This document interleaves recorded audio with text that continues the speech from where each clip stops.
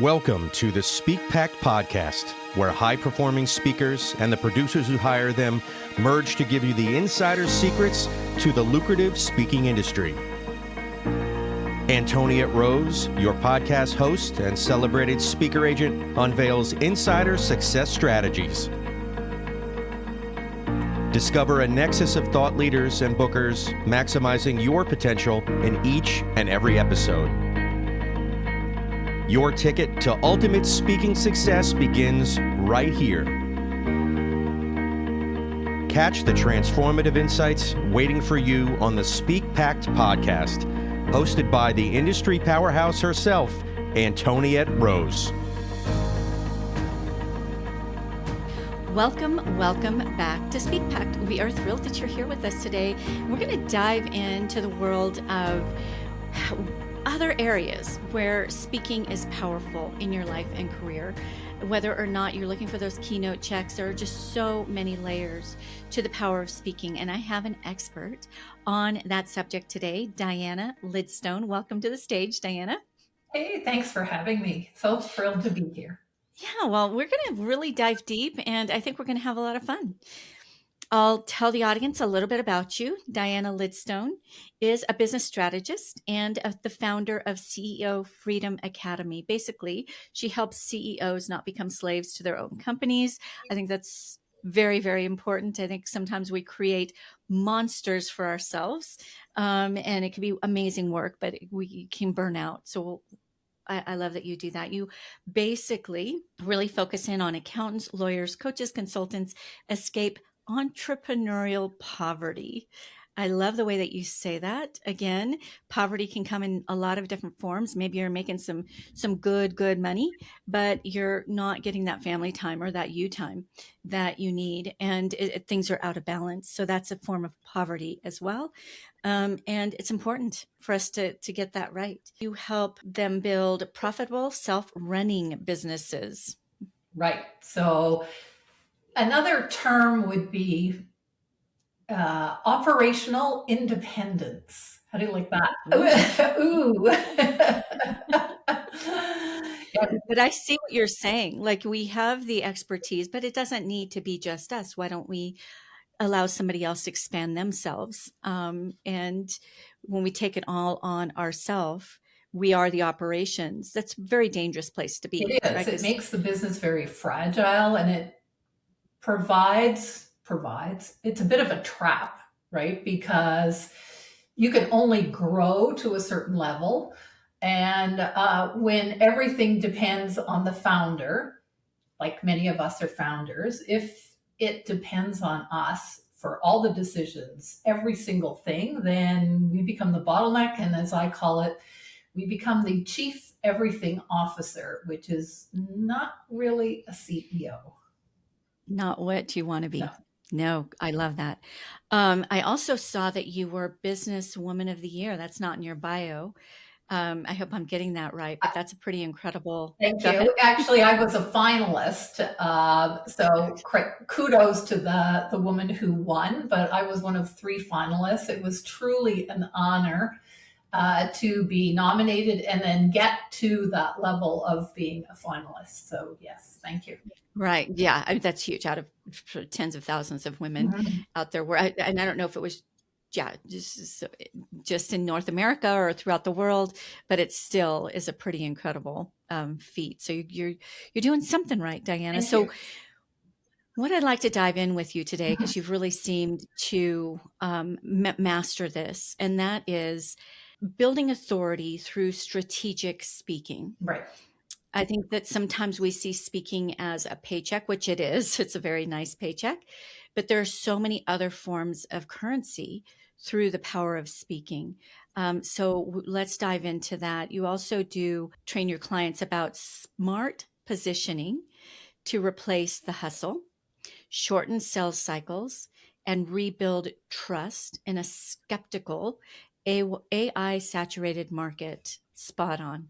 Yeah, for sure. I think, one of the things is in today's, all we have to do is look through the feed of social media and you go, is that really true? Like, was it the Golden Globes that were on? And you go, all that feed, you go, I'm not sure that was even true. So speaking, especially when it's raw and real, like we're doing today, can really develop with your potential clients, with your prospects, that level of trust. Oh, she is a real person. She's just not putting on airs. She's not having a clone of herself speak, or, whatever it is. So, yeah.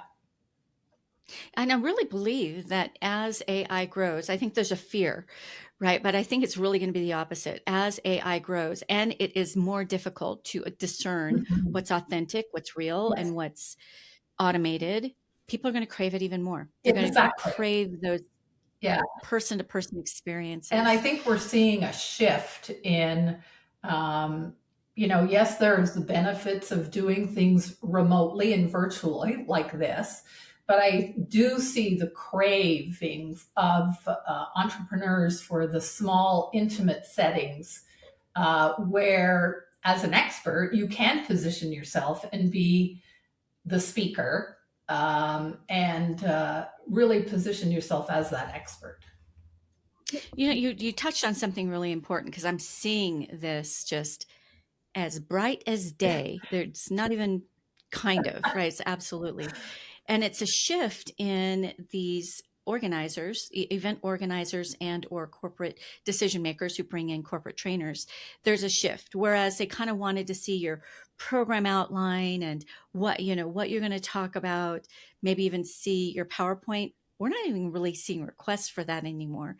What they're looking for are experiences, and usually multi-layered experiences.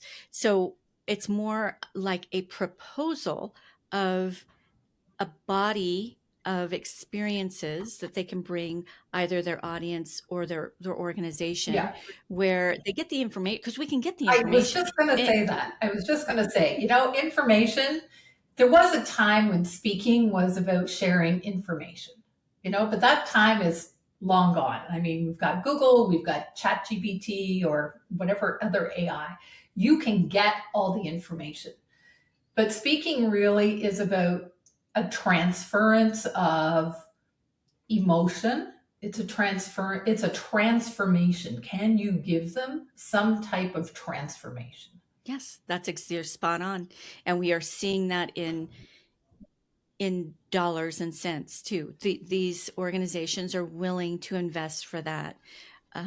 Not so much for that kind of rote program anymore, because Yeah. Yeah, I think there's a difference between being a trainer and being a speaker. They kind of overlap, but I do see them as different things. I also see that strategic speaking. So I think one of the big mistakes I know I made when I started speaking was, I wanted to teach the audience everything I knew, in that if it was a day they spent with me, an hour they spent with me, whatever. And then they left feeling, oh my God, yes, she knows so many things, but they're overwhelmed. I got to go home and do all this stuff. And so there was a lack of them purchasing from me. Strategic speaking, you need to make them aware they have a problem and that you're the solution, but hinting at the solution, I guess. You still have to give value, but you don't have to give them. Somebody explained it to me once, that it's about giving them the what, but not the how. You hit on something so important. I see this so many times, right? If you are a speaker, you care about helping people. So many Of course. speakers do exactly what you did. They want to give it all because they need it all. But an overloaded mind is going to freeze, and people will Right. not remember what you said. In the best of circumstances, they may remember a line or two, but they're not going to remember what you said. They're going to remember the transformation you made in their lives. They're going to, first of all, remember how you made them feel. But this next step Yeah. is how that feeling, that inspiration, that one micro transformation has affected their lives, and they will never forget you. And then they'll go for that deeper Yeah, work, right? And that's the multi-layered transformation experiences I was talking about.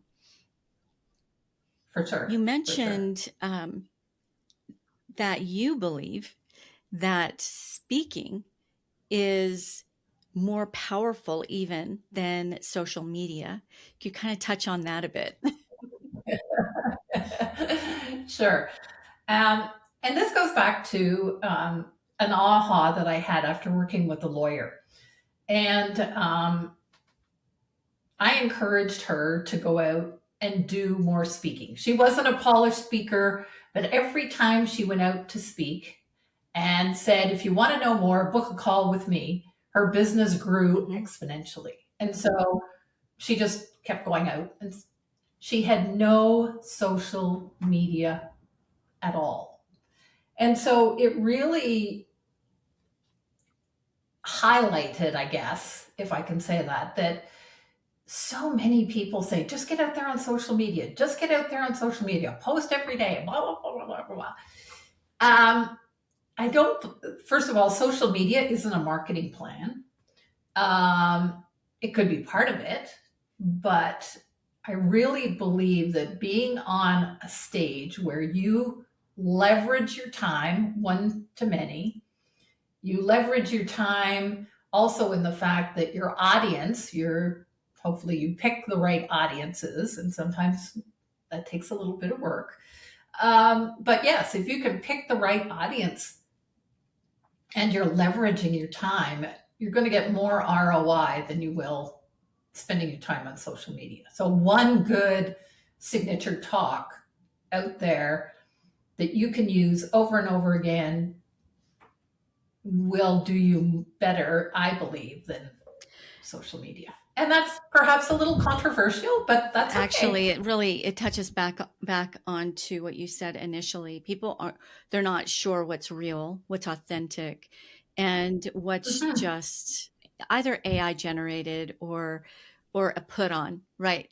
Everyone, I don't care who you are, your best face for the most part is put forward on Facebook or whatever other platform, right? The best, the great, the fun experiences, all Well, the except for when I did my last week, you mentioned that you saw me, and I did a Facebook Live at a scout camp dining hall because I'd been kicked out of my home for a number of reasons, and I had to find it because I tell my audience that I'm going to go live every Wednesday at noon. And so here I was, all these scouting chants and totem poles and different things behind me, it but was that's real. It real. was authentic. Yeah, And people yeah. buy what they trust, whether they're buying into you and Mhm. your message and your methodologies, or they're maybe buying a consulting package. People will always gravitate towards buying what they trust. So you can have everything Exactly. perfect, but at the end of the day, do they trust you? And you'll see this even in the deep pockets, in the ads of the deeper pockets, where you know they can get the most polished, perfect, prettied up ad. And if you notice, they're really starting to look like they're snapped on a telephone, or, they're in a background that might be a little noisier. It's not a controlled background. It's because they know this. All the marketing dollars in the world are saying people are looking for real, raw, and what's true. And that Yeah. is, you can't hide when you're on stage, right? Who you are is going to come through, especially if you're being authentic and you're not kind of following a script.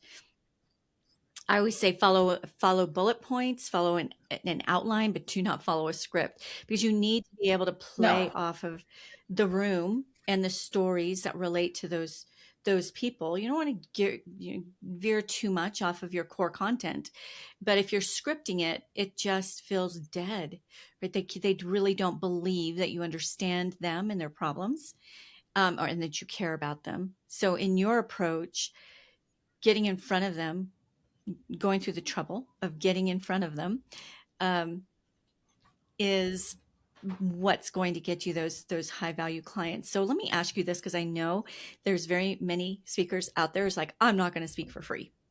Um, I have my ideas about that, but if you know it's the right fit audience, what is your comment on that? Probably much like yours. I'll speak for free any day over being paid a speaker fee. Now, let's clarify. Number one, this is strategic speaking. This is about sending them to a call with me. What am I going to sell on the back end? Right? As opposed to a keynote that, may pay you, I don't know, 5, 10, 50. I'm not an Olympic medal winner. I am not somebody like Mount Everest. a guru of some type or whatever. Those, or a U.S. senator or president, whatever it happens to be. That's a little different, I think. And for the majority of people who want to get into speaking, I mean, both in the US and Canada and globally, there are speakers associations. And the trend has been for a number of years to speak for free and sell on, if you will, the back end. The audience will always outpay the host, always. Even if you're getting that $25,000 host check, that audience done right, like you said, done strategically, will always outpay the host. So what are some of the ways you check that out ahead of time, Diana? How do you know your right fit people are going to be in the audience and it's going to be worth your while if you're not getting those bigger checks? I think it's important to, again, this comes from experience. Or it's like being on a podcast too, right? You have to ask a number of questions. Who are the listeners going to be? Who's in the audience? Are they, so I'll give you an example. I recently been asked to speak at a small networking event in Ottawa, capital of Canada, here where I live. And it's probably 20, 25 people at this event. And it's a Jewish entrepreneurs networking event. So I know, number one, they're all entrepreneurs. They all have their own businesses. I have no idea exactly what kinds of businesses they are, but I will ask how many are service-based, how many are product-based, how many have storefronts. I'll ask the organizer all kinds of questions about the audience so that I can go prepared. And if that audience is not, if these are all, for instance, if these are all newbie entrepreneurs, because I don't work typically with newbie entrepreneurs, I work with seasoned business founders. If these are all newbies, I'll go, maybe that's not the right place for me to be speaking and spending my time so that I can get the best ROI, return on investment, for my time speaking. So I think it's really, really important. You need to know who you're speaking to, but you also need to know the problem that your ideal client has and what is your solution. So we talked a little bit at the beginning. My ideal client is a seasoned founder, business founder, typically a woman, because small micro businesses are most often owned by women. And they have found themselves to be in this place of entrepreneurial, I'll call it poverty, where they are the chief everything officer. Their business is sucking the lifetime and money out of them. That's not where they want to be. I'm really clear and specific about who my audience is. And I think so many people, unfortunately, and especially speakers, when they're getting into that rhythm and momentum, yes, there are a lot of professional speakers and they know exactly who their audience is. and they will say no quicker than they will probably say yes. But as we are growing our speaking, what would I call it? Prowess. Yeah, we have to really figure that out, and we have to really be clear. It's just like anything else in our business. If we're posting on social media, we need to be clear who we're talking to. That really separates who the newbie is and who the seasoned person is. Because at first you're collecting data even on yourself. You're Of course. speaking, you don't Yeah. really maybe even have a clear idea of who your best fit audience is quite yet. I hope you go in doing some work with someone who can kind of lead you, right? There's steps ahead of you that they can lead you in that, so you're not wasting a whole lot of time, energy, and Mm-hmm. even money. But at the end of the day, it's the audience wins. And if you are the type of speaker or corporate trainer who's just going to kind of throw pasta at a wall and see what sticks, you are going to be that exact person that you help dig out, right, of this world they create for themselves. You're going to be Yeah. burnt out. You are going to feel like speaking for free is a waste of time, because the way you're doing it is. And Yeah. you may leave the profession altogether, sadly. But just a little bit of strategy on the back end. That's why in any business, if you're serious, you hire someone who's seasoned, so that you don't make the same mistakes. You don't circle the mountain before you get it. There's just so much value in that. It's just astounding to me. It's probably because of AI and all the Yeah. information at our fingertips. We talked about information versus lived experience. They just think I'll get this, through whatever I can find online, and they don't hire a professional to help them get on that track right up front, whether they're a founder of a company or a speaker or a corporate trainer. It's all the Yeah. same. I love that you're doing what you're doing, and you're making yourself available and visible, findable. Speaking helps you become findable. So you get It does. the greatest solutions, but if nobody can find you, it's when they need you, right? That's not going to get you very far as well. I think you've touched on, a couple of things. Number one was, having a coach, a mentor, someone to show you the way. And, I've been an entrepreneur for more than 40 years. I have almost always had a coach. I just recently reached out to a speaking coach that I've worked with. He helped because I'm creating some new programs. I wanted help creating a new signature talk. And was that investment worth it? 20 times over. That's a smart businesswoman that So understands that you invest in your own success, whether you're your own founder, or you're even when you're working for somebody else. That's what really separates those people who are just going to spin their wheels and get really burnt out, and those who are going to, because I love that you said that, every new level that you progress to, you evolve to, everything else is evolving with you. So there should always be someone who is steps ahead, guiding you at every new yeah. milestone. Yeah, I recently saw something on YouTube. I was following a guru, and he said at every level of business growth, there are skills you need to learn, new skills you need to learn, and skills you need to unlearn. Mm-hmm. And I thought that was a really great perspective, because it doesn't matter how long you're in business, you're always, unless you want to stay stuck.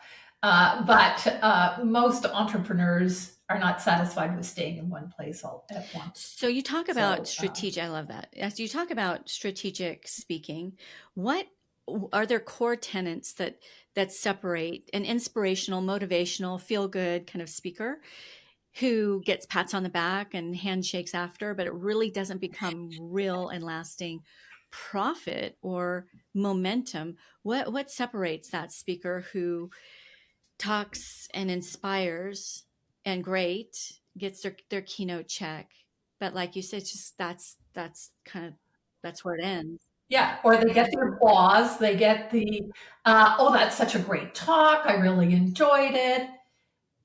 But did it turn into, let's be real, dollar signs? And other opportunities, right? And Which is also dollars. yeah, and other opportunities, which are other dollars, right? And I think, again, it comes back to knowing, your signature talk. I'll say a signature talk, we'll start there. But a signature talk is geared to a specific audience to address their problem and your solution. So, for instance, I will often do a talk that's something like, reclaim 10 hours a week, 10 hours or more a week, and double your revenue. Now, I can take that talk and I can focus more on saving time, but it's not really about saving time. It's really about focusing on, anyway, I don't need to get into that. But what I want, because that wasn't your question. Your question is, what was the difference? And the difference goes back to, really, if you think about the old marketing gurus who talked about the 6 P's of marketing. Okay.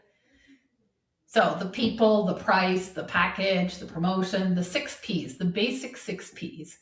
And I am always astounded at how many people don't have those dialed in. You need to have those 6 P's dialed in order to be able to, in your speaking, quote unquote, sell them on your solution. Even if you are just giving them selling. So some places say that you can't sell, right? Some organizers will say there's no selling from the stage. Well, we know that means they don't want you, throwing bonuses and everything, so you get people rushing to the back. But selling could be something as simple as a checklist that they're going to download. It could be booking a free call with you. It could be a number of things. But what is the end result that you want them to do? Start with the end in mind and work backwards. You said so much goodness there. And even the direction you said you were going that you felt like might not be on track, I feel like it was very on track. So for speakers and corporate trainers as well, getting the right kind of support does reclaim your time so that you can do what you're meant to do and make more money, right? When you're the type of founder that you're talking about, whether you're a founder for a clothing shop or a founder for a corporate training career, if you're wearing all the hats, you are your own worst employee if you're trying to do that. As somebody once told me, we didn't start our businesses to be the busiest and most underpaid employee. Right. A lot of business owners are lucky because they get to pick what 80 hours a week they work. Yeah. It should not be that way. Yeah. It should not be that way. Been there, done that. In my past, I had been a retail store owner. I know what it's like to work multiple hours and not be home for your kids, whatever it happens to be, family dinners, etc. So yeah, been there, done Cut a that. check for speed and cut a check to cut out a lot of the missteps that are very costly, right? If you're going to be serious about a career in any area, serious business owners like yourself understand the value of investing, whether it's consultants or services, whatever it might be. I run across speakers of all kinds, those who are like, nope, I want commission-based help only. Like, oh, you're going to be sitting on the bench a lot. You're going to be sitting, waiting and wishing and hoping a whole lot. That's not a serious business. Right? If I wanted to start a gas station, I wouldn't tell the bank, you make that you take all the risks, you build everything, and I'll give you a percentage as I get my sales coming in. Right? The mentality, I don't know how in the speaker space, that mentality is so prevalent. And I think it's because these agencies who have that model. But what they don't understand is that agency is not going to be out there doing the outbound, doing the heavy lifting for you to the level that a serious business owner needs if you're going to have that income certainty on your calendar every single month, that consistency. So let's talk about that. There are different reasons Yeah. why we speak. Some speak just because they want to Yeah. be a speaker, and there's nothing wrong with that. That's Yeah. great.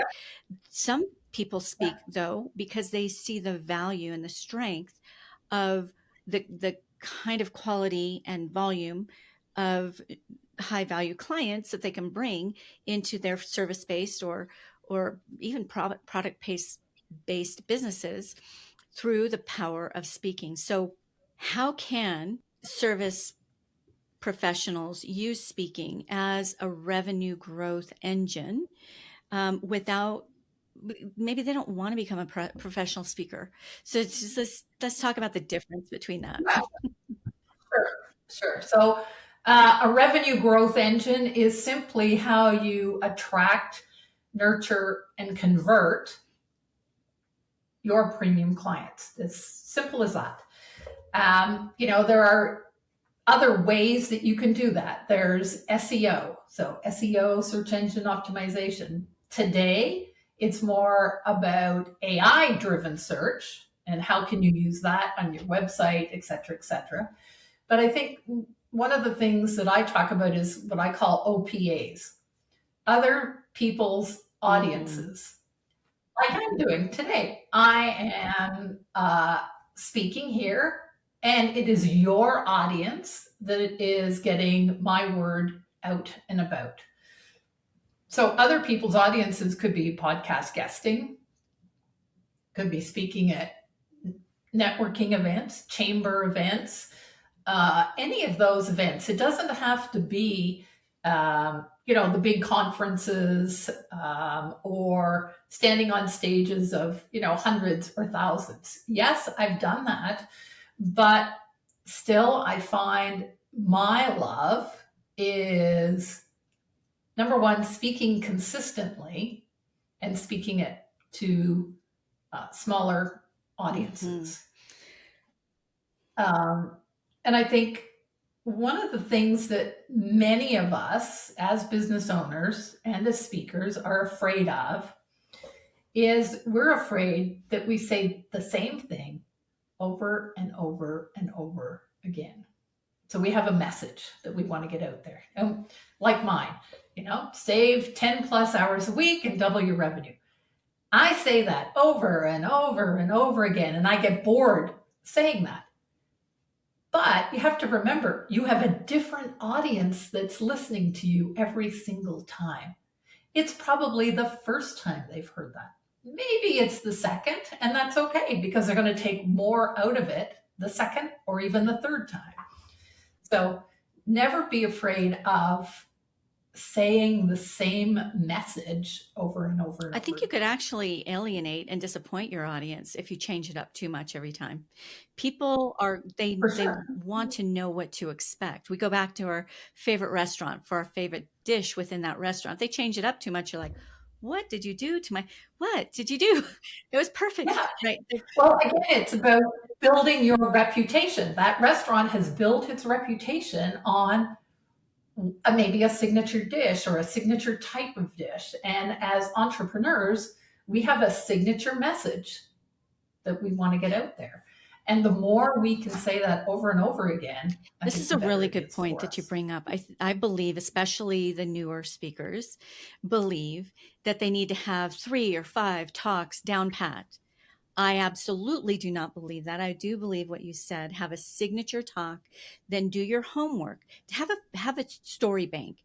Have a bank of stories you can draw from that appeal to different kinds of audiences. That's what changes, not the core, the meat, the accompaniments. Exactly.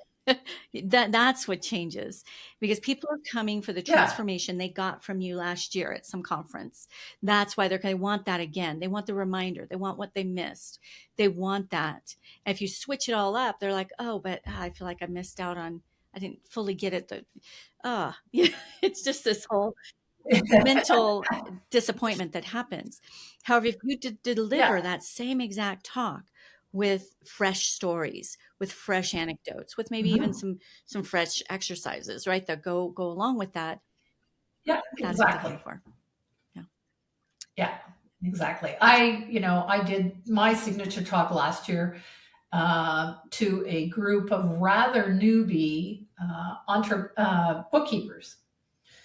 Um, Not quite my ideal audience, but there was a return on investment. I have delivered it to audiences of 400 or more real estate investors. I've delivered that same, multiple times. But like you said, different stories, different exercises that allow that signature talk to focus in on who's in the audience at the time.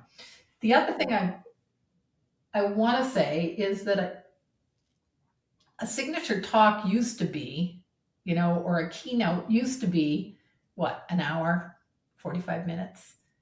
Today, what do they want? They want 20 15, minutes. 20. I just spoke with a speaker today that it's like they made me to put my Exactly. hour-long talk in 15 minutes. Yeah, exactly. And it is, for those of us who kind of have the gift of the gab, it's easier for us to do an hour long, but it's much more difficult to condense it to 20 minutes and still get that transformational impact. Yeah, I'm probably going to say the wrong person. Mark Twain, I don't know who it was, said, if I had more time, I'd write a shorter letter. I would have written a shorter letter. Yes. That means Yeah. you're dialed in, you're tuned in to not only your own talk, but to that outcome that your audience came for. Give them one micro transformation. Don't give them 5, because they need to remember what they walked away from directly related to you that made a difference. And oh my goodness, if I listen to you for 15 minutes or even 60 minutes and I can walk away with a change, how much more so if I got to actually lock arms with you and work with you on a deeper level. You talked about AI and SEO, and it's really interesting that you talked about, we get a lot of requests, of course, for AI corporate trainers. And I was speaking with one earlier today, and she's just this very big AI techie person. And she said, what people don't understand, they feel like they're going to dump SEO to now focus in on AI. That's a mistake. She like your friend. She has no real social media, nothing significant. Really, what drives her, and she is a prolific speaker, and she's a high value speaker. So, and those positions are very hard to get. There's a lot of competition at the 20,000 and above level, and she's above that. But she said that most of her traffic comes from being in the right room. So people want to bring her into their organization to talk again. So that referral based marketing. And that's amazing. Those referral relationships and even sponsorship relationships are very, very solid. But she said where she mostly gets her new engagements are through her website.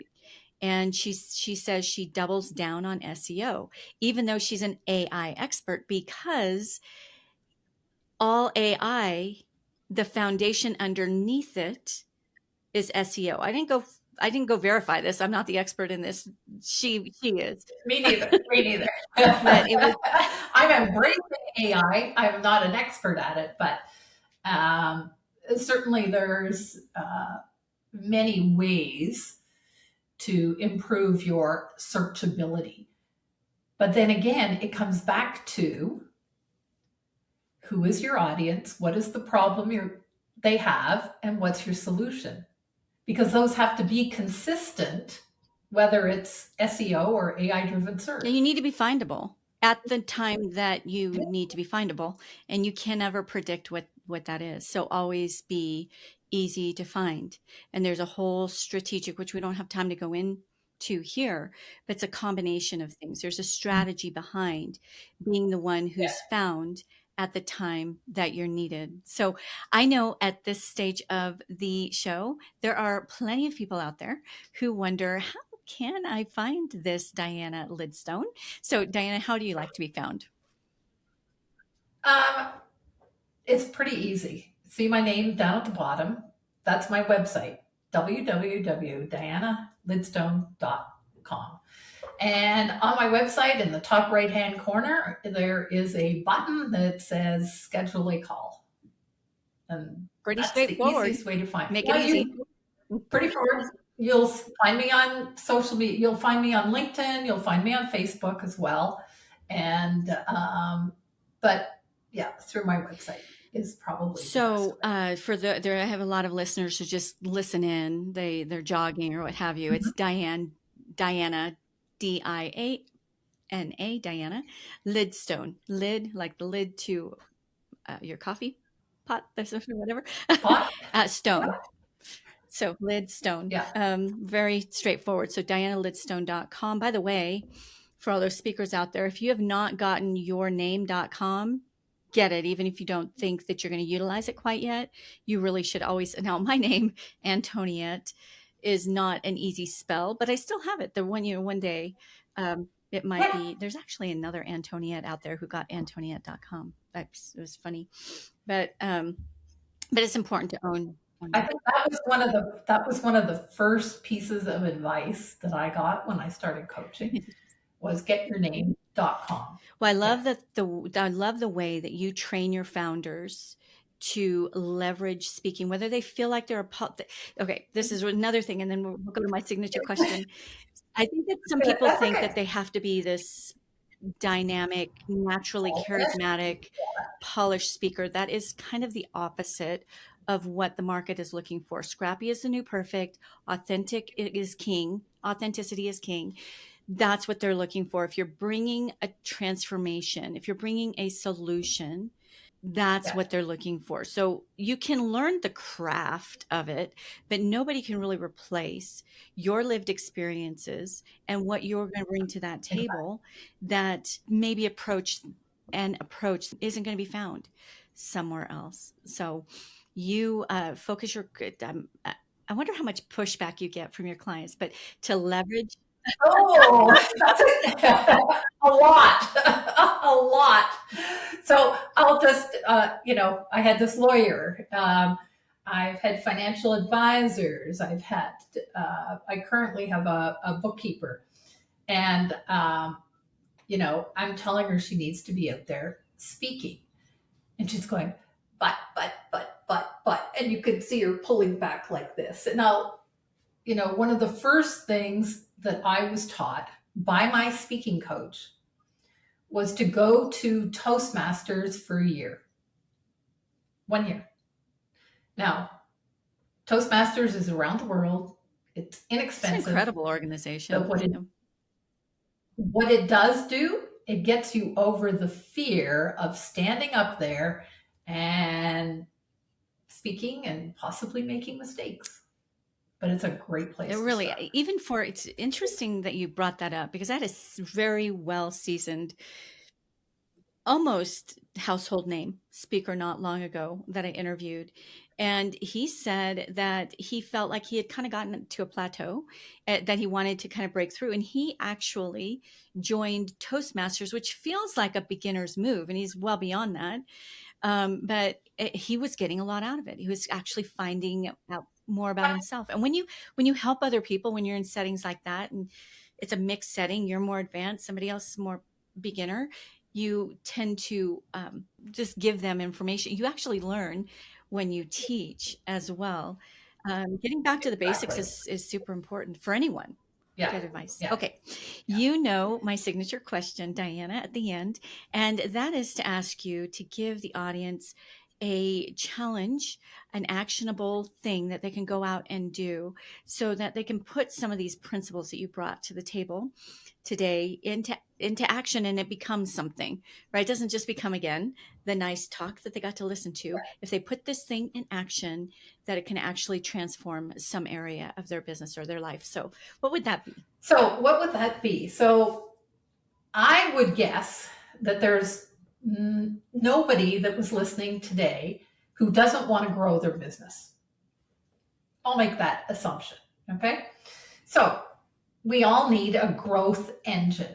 Remember? And I said that was about attracting, nurturing, and converting our ideal or our premium client. So my challenge is to ask the listeners, what is the one problem you solve? What is that solution? And who is it specifically for? And I don't mean a woman who's 45 and who lives in the country and drives a BMW. No. What kind of business does that person have? Where do they shop? What's their revenue? What is that one problem that is utmost? And you can even go to ChatGPT. I'll say ChatGPT, but you can go to any AI agent like that, and you can start playing with it. And if you look at your top 20% of your clients and say, okay, Chat, here's the top 20% of my clients. They have these characteristics in common. Now, what is their top 3 challenges that they want solved, and how do I solve them? And then if you've got top 3, then narrow it down to the 1. And AI can help you do this in a much perhaps faster way. It can also do deep research for you on your industry, for example. So that's my challenge. It's a very important one. Thank you for that challenge. It hits on what you said it hits on, and it also hits on so many other levels. Number one, we especially as we grow as a speaker, we sometimes get out of touch with what their problems are now. We're still speaking to what the problems were 2 years ago. Yeah. And there's a lot going on in our world. There's a lot going on in the mood of families and so many different dynamics. What's keeping them awake at night right now? That's a brilliant use of AI. Not scripting your talk, but giving you those bullet points. That's brilliant. Another thing that it does is it really gives you a clear picture of who you're working with. And I think you said this, I'm going to piggyback on it. Those clients that you've had that you wish you could have 100 more of, that they were the perfect pupils, right? They were the perfect people to work with. You got great results with them. They're happy to pay you, all those good things, right? And you can clearly see their face. I would actually put their details, not their personal details, but their details in that AI. But even further than that, I would cut out a picture that looks very much like them. I wouldn't cut out their picture because I don't know if they come around and you have a picture. That might be a little weird. But that face, that person, you can help. This cuts out nerves. Also, if you know that one person, not a room full of 500 people, but that one person you can bring a transformation to. And when you're on a big stage, the nerves go away. Because when you're with that client and you're bringing them transformation. Because you're speaking to that one person. So my one person is Sarah 3.0. 3.0 because she's evolved. Right. But I speak to Sarah. That's who I speak to. That's the face you see in the audience, and it's easy to make contact. It's easy to get over the nerves, but it's also keeps you on point, keeps you on track. What is Sarah feeling right now? She's 3.0, right? New levels, new devils. What kind of pressures is she going through? Exactly. Exactly. Yeah, it's just brilliant. This was jam-packed with insights that are, number one, actionable, and number two, pretty vital. Like, they're not nice haves, they're necessary. No, must haves. Exactly. Thank you so much. Thank you, Diana. Thank you for bringing your beautifully earned wisdom to our incredible Speak Packed audience. Thank you. And to the Speak Packed audience, I know you got value. If you've listened to this, you couldn't have not. So why don't you be the generous spirit that I know that you are and post it forward, or at least give a review, a like, a comment to help the algorithms find us and get this message out to even more people. That's extremely valuable. It's a simple 2-second ask, and it makes a big, big difference. So those are the flowers that you can give Diana and I today. Ciao, ciao for now. Thank you for listening to the Speak Packed podcast. To become a recommended speaker of Antoniette's WPC speaker agency, or you are a host or planner looking for a dynamic expert in optimized performance, Antoniette would like to personally meet with you. Secure a time with her at speakerbooker.com. Again, that is speakerbooker.com. It all begins with a vision, a voice, and a pact to impact. Join the Speak Pact movement by joining our new private Facebook group at the link in our show notes. Find us on nearly every social media platform at One Antoniette. That's number 1, ANTONIETTE, or simply hashtag SpeakPact.